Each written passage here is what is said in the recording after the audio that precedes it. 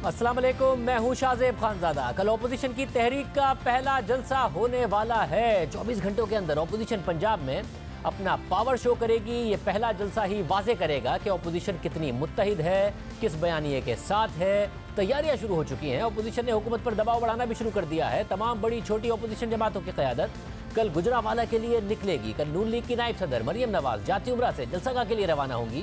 Peoples party के chairman Bilawal Bhutto Zardari आज सियालकोट पहुंचे, वहां से लाला मूसा के लिए रवाना हुए और कल लाला मूसा से वो रैली की शक्ल में गुजरावाला पहुंचेंगे। जबकि ऑपोजिशन की तहरीक के सरबराह मौलाना फजलुर रहमान कल फिरोजपुर रोड पर जामिया अशरफिया में जुम्मे की नमाज की इमामत के बाद गुजरावाला के लिए रवाना होंगे। और नून लीग के ज़राए के मुताबिक मरियम नवाज का काफिला बाबू साबू इंटरचेंज से होता हुआ शादरा चौक पहुंचेगा और कामुकी के करीब मौलाना फजलुर रहमान के काफिले से मिल जाएगा। वफाकी वजीर बराए इत्तलात शिबली फराज ने इस इजाजत पर रद्द-ए-अमल देते हुए कहा, चैलेंज करता हूं कि जलसागाह भरकर दिखाएं। मैं उनको चैलेंज करता हूं कि वो उस जिना स्टेडियम को भरें। नाकाम कोशिश कर रहे हैं हुकूमत पे प्रेशर डालने की, जो कि हमने होना नहीं है। ऑपोजिशन ने चैलेंज कबूल किया और कहा कि इस्तीफा देने में कितने मिनट लगाएंगे ये बताएं। शिबली फराज साहब को भरा हुआ स्टेडियम जब नजर आएगा तो शिबली फराज साहब ये बताएं कि वो इस्तीफा देने में कितने मिनट लगाएंगे। क्राउड लाना हुकूमत के लिए चैलेंज है। इस वक्त गुजरावाला में जिना स्टेडियम में जलसागाह में क्या सूरत हाल है? जलसागाह में मौजूद हमारे नुमाइंदे राना अंसर हमारे साथ मौजूद है। राना, इस वक्त क्या तैयारियां हो रही हैं, क्या स्ट्रेटजी है ऑपोजिशन की?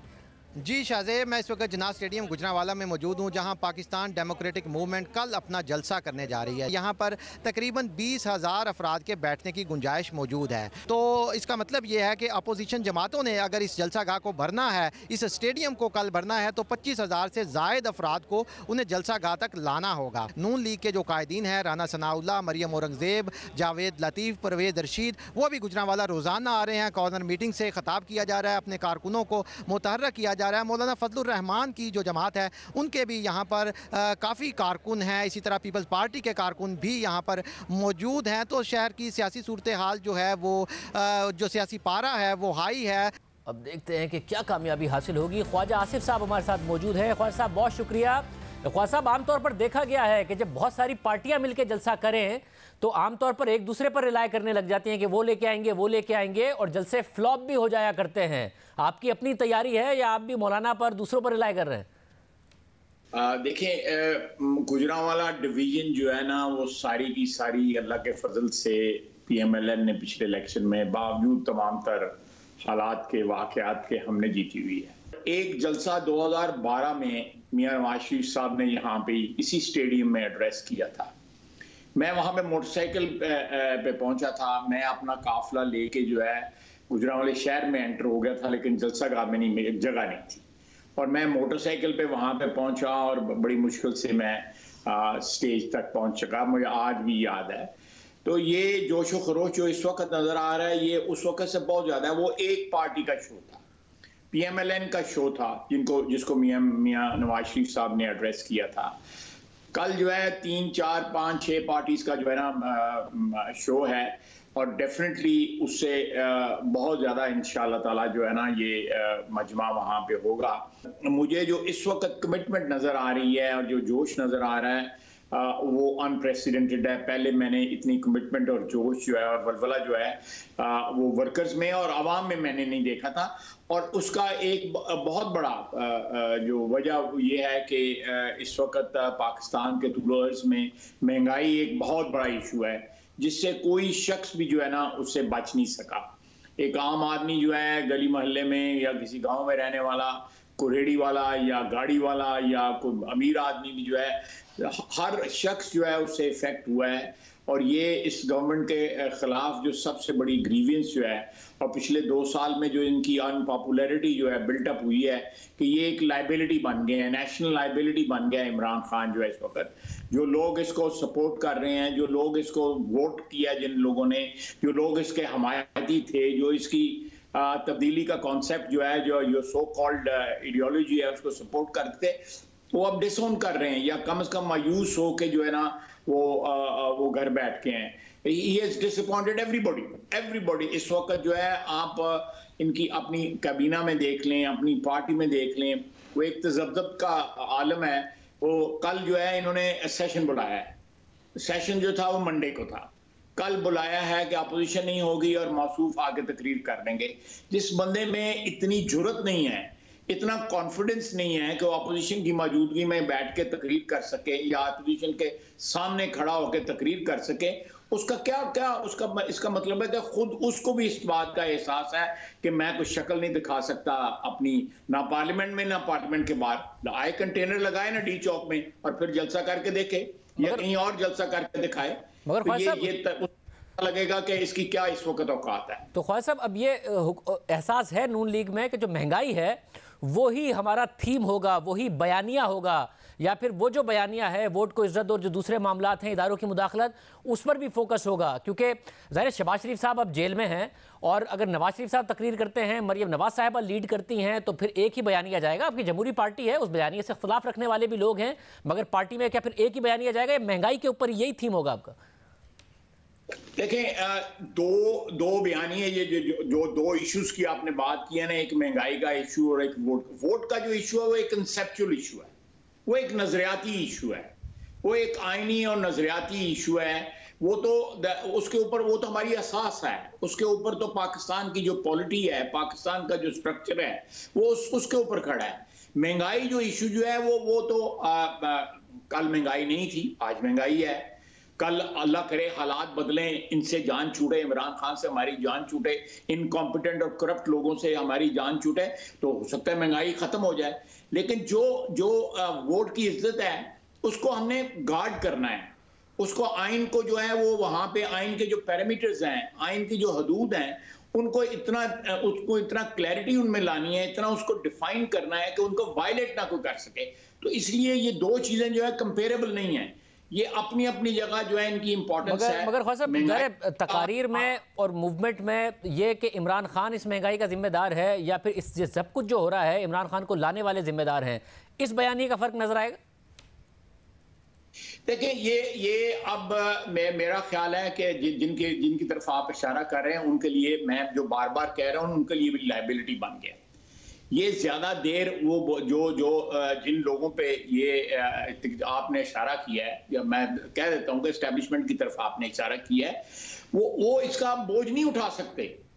ये बंदा, इसकी इनकॉम्पिटेंस, इसकी करप्शन, इसकी टीम की करप्शन, इसके साथ जो लोग हैं उनकी, अब देखे ना वो वकार मसूद साहब जो हैं उनको ले आए, वो फाइनेंस सेक्रेटरी थे इसहाक डार, उनको ले आए हैं और साथ हमारी इकोनॉमी को गालियां देते हैं कि जी आपने बर्बादी कर दी।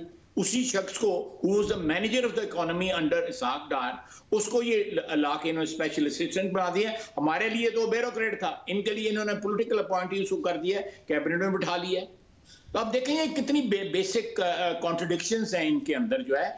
ये दिवालिया हैं, ये हर लिहाज से दिवालिया हैं, नजरियाती तौर पे दिवालिया हैं, अखलाकी तौर पे दिवालिया हैं, कानूनी और हर लिहाज से ये दिवालिया हैं। और जितनी जल्दी इस मुल्क का हर दिन जो है ना वो भारी गुजर रहा है इस मुल्क के ऊपर इनकी मौजूदगी का, इनकी ताकत में या ख्वाजा, मैं आपका आखिर में कोई कमेंट चाहूंगा। नवाज शरीफ साहब ने कहा था कि उनसे ज़हीरुल इस्लाम साहब ने इस्तीफा मांगा था, ज़हीरुल इस्लाम साहब ने कह दिया मैंने कोई इस्तीफा नहीं मांगा था, मैंने तो कहा था इस मामले को सियासी तौर पर हल कीजिए, सारे के सारे मामले को। आप क्योंकि उस वक्त अंदर के मामला जानते थे, क्या मांगा था या नहीं मांगा था? उन्होंने तो डिनाई कर दिया।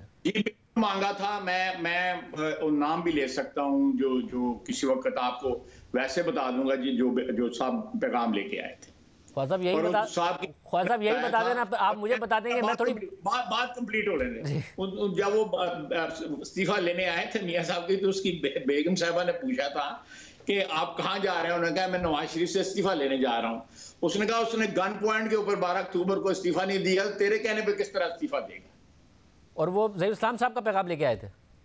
जी बिल्कुल, ज़हीरुल इस्लाम साहब, ज़हीरुल इस्लाम ने बहुत मेडल किया। ये तो अब इवन जो उस वक्त फौजी अफसर थे या फौज की क़यादत थी, वो इस बात को तस्लीम करती है कि he actually lobbied for martial law take over, और जिसको एस्टैब्लिशमेंट में रेजिस्ट किया जनरल रहील की क़यादत में, और उस वक्त जनरल बाजवा जो थे भी कोर कमांडर थे, और लोगों ने रेजिस्ट किया, इंस्टीट्यूशन ने रेजिस्ट किया।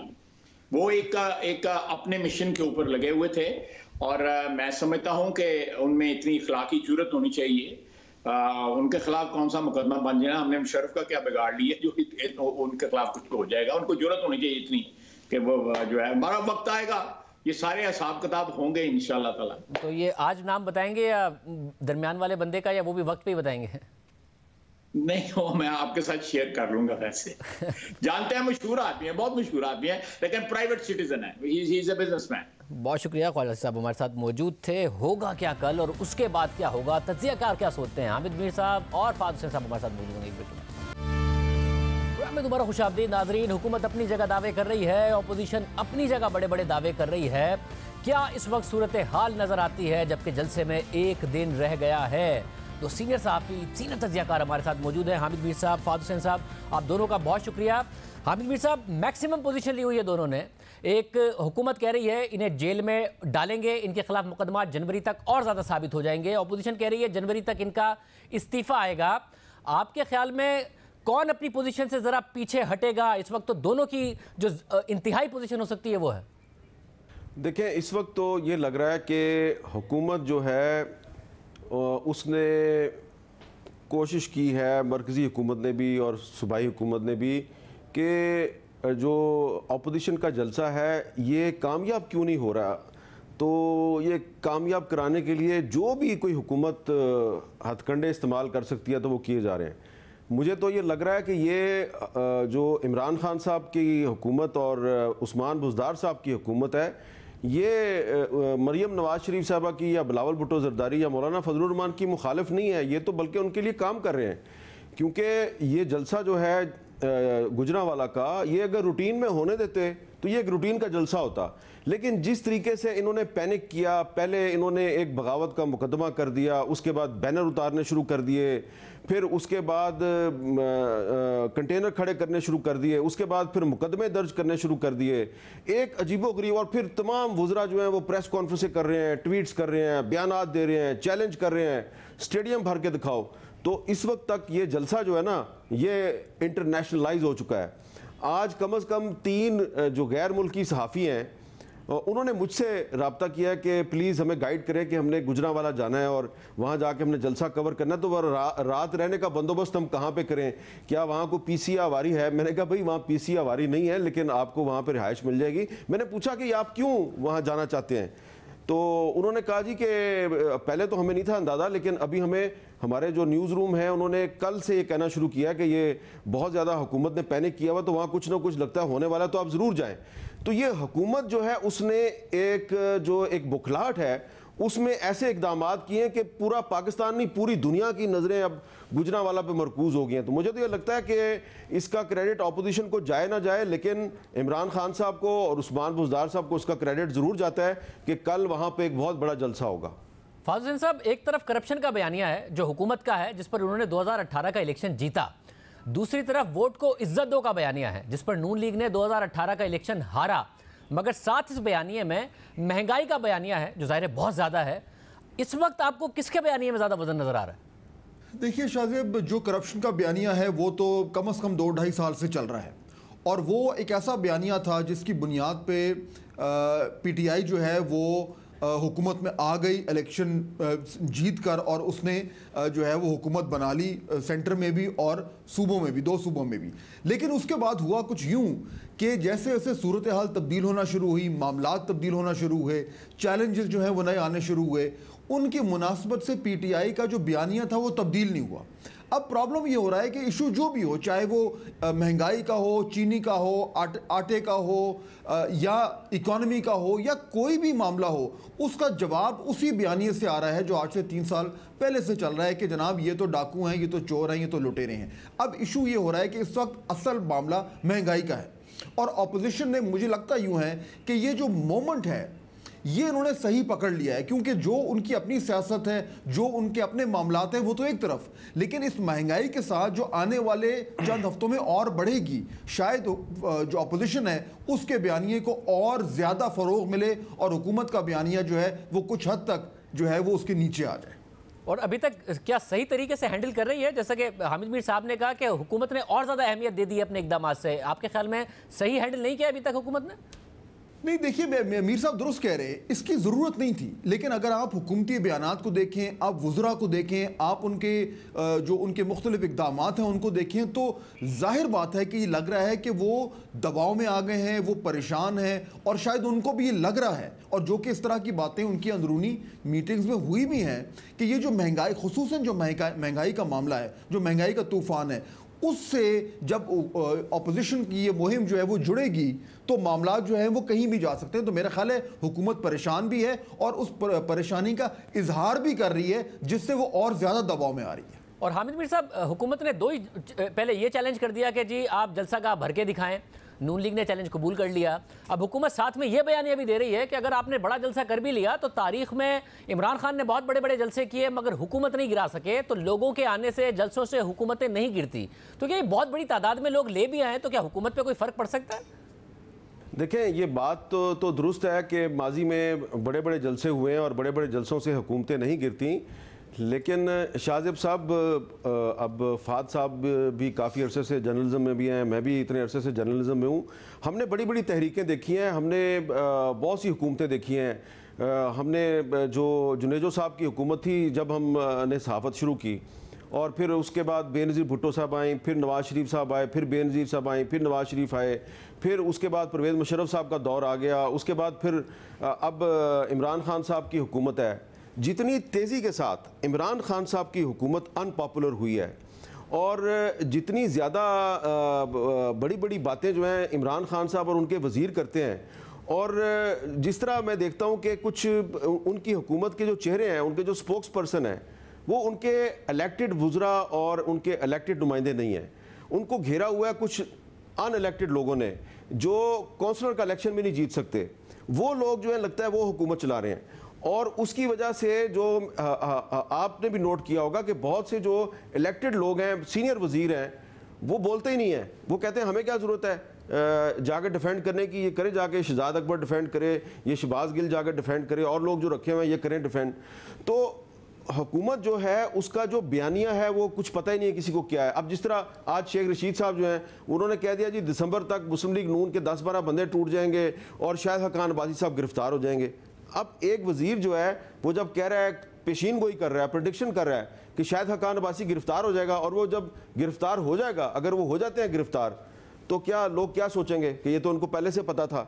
तो वो जो एक अपोजिशन का नैरेटिव है कि नायब नियाजी गठजोड़, तो हुकूमत खुद अपने बयानात से, हुकूमत के वज़रा अपने बयानात से जो अपोजिशन का नैरेटिव है वो उसको सपोर्ट करते हैं। तो इसलिए मैं ये समझता हूँ कि जैसा कि फाद साहब ने भी कहा कि आने वाले दिनों में हमारी इक्तिसादी मुश्किलात बहुत बढ़ने वाली हैं, और हमारी जो इकोनॉमी आप देखें, वर्ल्ड बैंक की फिगर्स बता रही हैं कि हम साउथ एशिया में इन्फ्लेशन में सबसे ऊपर हैं और जीडीपी ग्रोथ में हम सबसे नीचे हैं, हम अफगानिस्तान से भी नीचे हैं। तो ये कितने शर्म की बात है कि हुकूमत जो है वो दावे बहुत बड़े बड़े करती है, बहुत बड़ी बड़ी धमकियां देती है अपोजिशन को, लेकिन अवाम को रिलीफ देने के लिए उसके पास कुछ नहीं है। और अपोजिशन किसी को बुलाए या ना बुलाए, इस्लामाबाद में पार्लियामेंट हाउस के सामने लोग खुद ही चले आ रहे हैं। ये मैंने तो पहले कभी नहीं देखा कि अपोजिशन ने कॉल ही नहीं दी है, और लेडी हेल्थ वर्कर्स भी आ रही हैं, क्लर्क एसोसिएशन भी आ रही है, मजदूर भी आ रहे हैं, और भी लोग आ रहे हैं। इस वक्त भी पार्लियामेंट हाउस के सामने लेडी हेल्थ वर्कर्स जो हैं वो बैठी हुई हैं। तो ये जितनी तेज़ी के साथ ये हुकूमत अनपॉपुलर हुई है और इसका कोई नैरेटिव हमें समझ नहीं आ रहा। इमरान खान साहब पिछले 2 साल में को 8-10 दफ़ा कह चुके हैं कि मैं महंगाई करने वालों और ज़ख़ीरा अंदोज़ी करने वालों के साथ बड़ी सख्ती से निपटूंगा, लेकिन अभी तक तो वो कुछ नहीं कर सके। रोज़ कहते हैं मैं NRO नहीं दूंगा, हालांकि सबको पता है उनके पास NRO देने का इख्तियार नहीं है। तो अब उनसे लोगों की उम्मीद टूट चुकी है। वो एक उम्मीद की किरण बन के आए थे, वो उम्मीद टूट चुकी है। तो जब उम्मीद टूट जाती है तो बाय डिफॉल्ट उसका फायदा अपोजिशन को होगा, लेकिन अब अपोजिशन को भी ये बताना है कि उनके पास भी लोगों के मसाइल का हल मौजूद है। क्योंकि अब अगर इमरान खान जो है वो किसी का कोई मसला हल नहीं कर पा रहे, तो अपोजिशन को सिर्फ जलसे जुलूस नहीं कर रहे हैं, अपोजिशन को ब्लैक एंड व्हाइट में कोई प्लान भी लेके आना है कि भाई अगर हम आ गए तो हम ये करेंगे। और फौजन साहब, ये जो अचानक प्रोटेस्ट का सिलसिला शुरू हुआ है, अपोजिशन के अलावा भी अपोजिशन का इत्तेहाद भी बन गया, फिर इस्लामाबाद में जो कुछ मजीद प्रोटेस्ट हुए हैं, सरकारी मुलाजमीन, लेडी हेल्थ वर्कर्स, आपको लग रहा है ये सब खुद ब खुद हो रहा है मसाइल की वजह से, या कुछ ना कुछ पीछे कार फरमा है इसके? देखिए कहीं ना कुछ तो ज़रूर होता है, लेकिन ये कहना कि ये जो पिछले चंद दिनों में जो मुजाहरे हुए हैं इस्लामाबाद में, मुख्तलिफ ग्रुप्स जो वो आए हैं, वो बिल्कुल कुछ सियासी बुनियादों पे आए, मेरे ख्याल है दुरुस्त नहीं होगा। मामलात वाकई में ख़राब हैं, लोगों की ज़िंदगियों में मसाइल जो हैं उनमें इजाफा होता जा रहा है और लोग वाकई में तंग हैं, और हुकूमत खुद ये मानती है कि महंगाई की वजह से उसकी पोजीशन बड़ी कमज़ोर होती जा रही है, अब उससे वो मामलात कंट्रोल नहीं हो रहे। देखिए अभी आपने सवाल किया था, बड़ा ज़रूरी सवाल है कि हुकूमत जो है वो क्या माजी में अगर हम देखें तो हुकूमतें इस तरह तो नहीं गिरती। मुझे लगता है शाहजेब के अपोजिशन ने जो अपनी थिंकिंग की है उसमें उनके 5 बड़े अहदाफ हैं।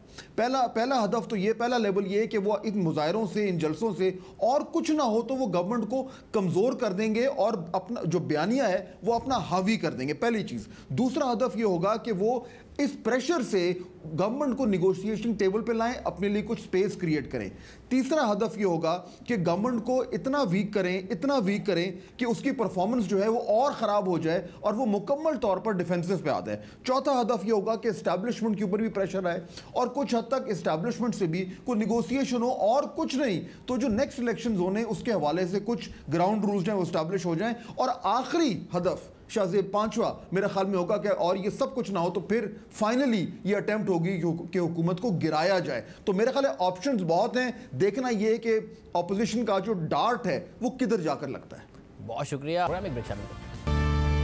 2 साल हो गए, महंगाई में मुसलसल इजाफा होता रहा है, मगर हुकूमत को जिम्मेदारी लेने की बजाय दूसरों पर मुंतकिल करती रही है।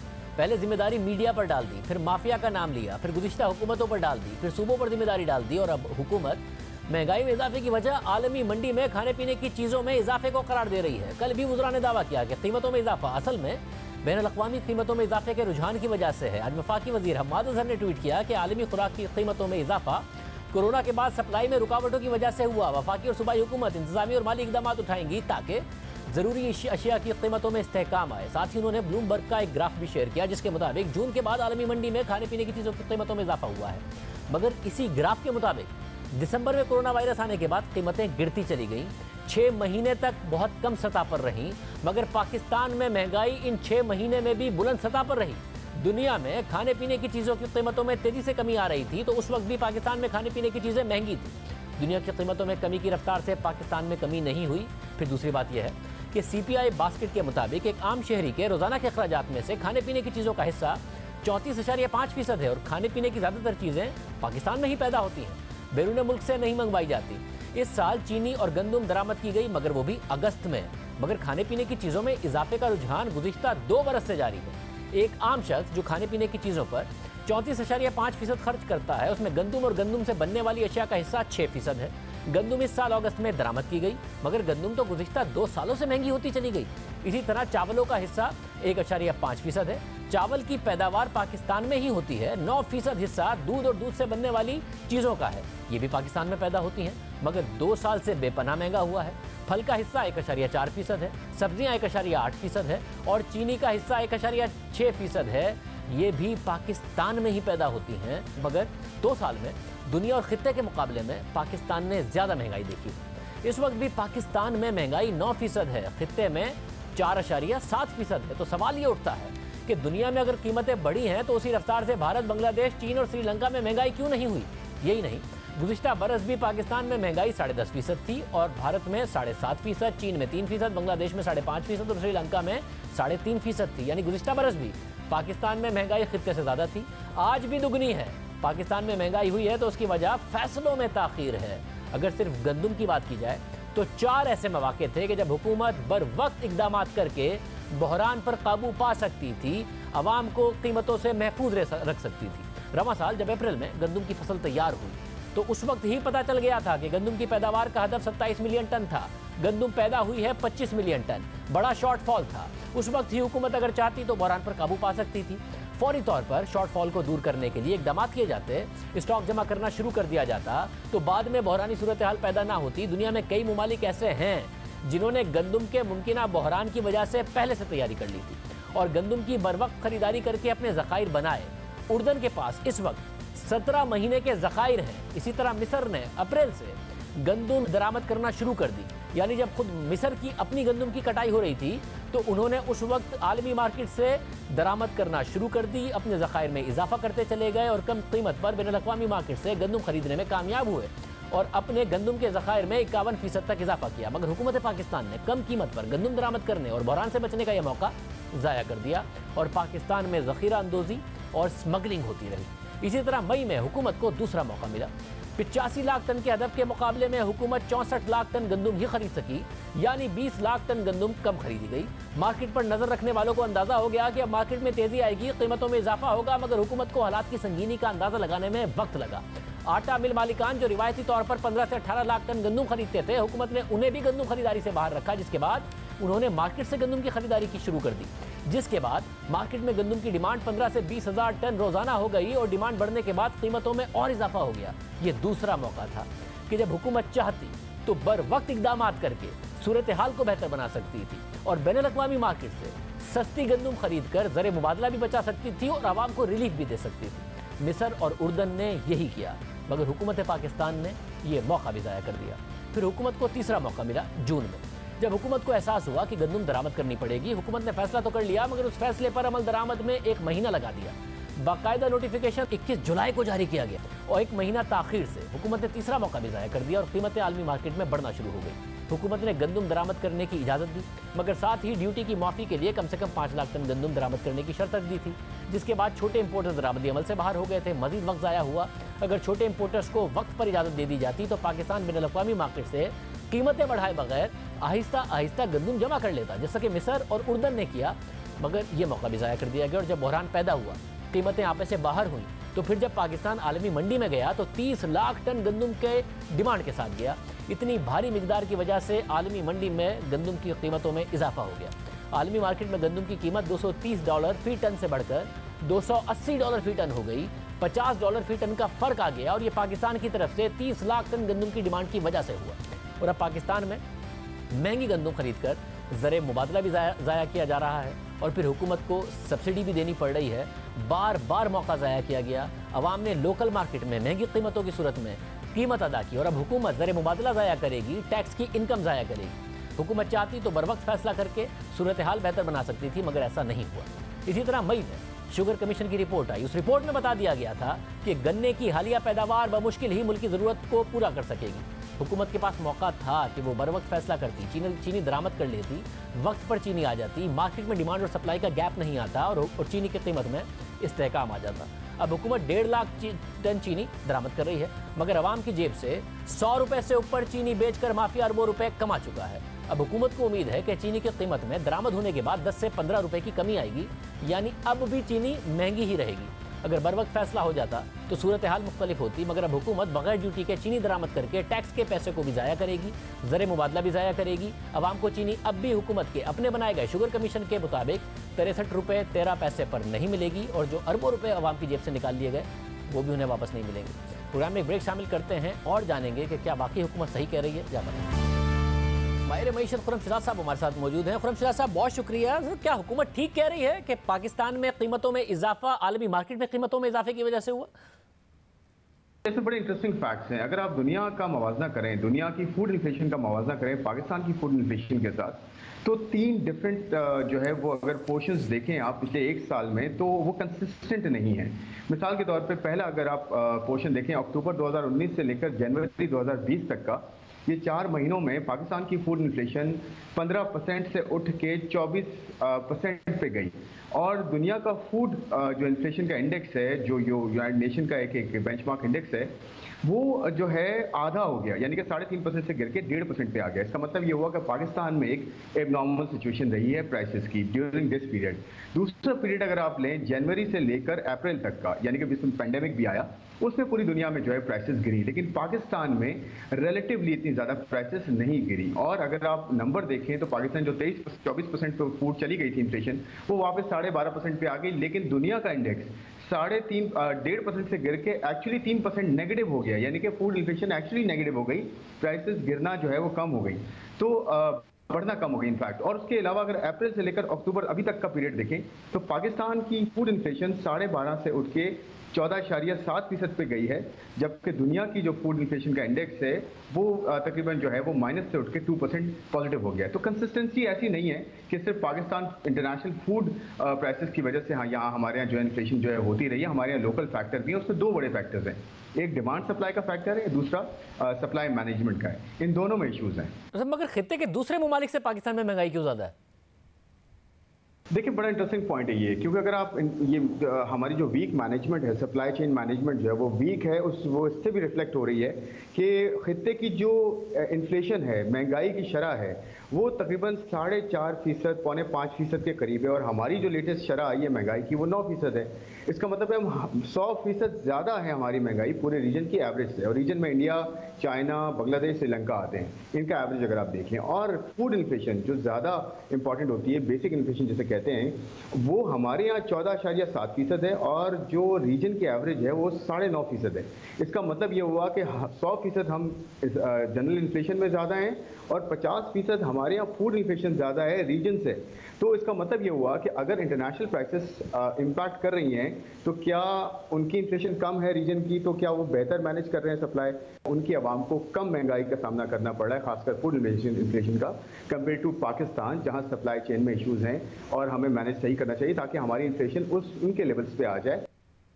बहुत शुक्रिया, इजाज़त दीजिए, अल्लाह हाफ़िज़।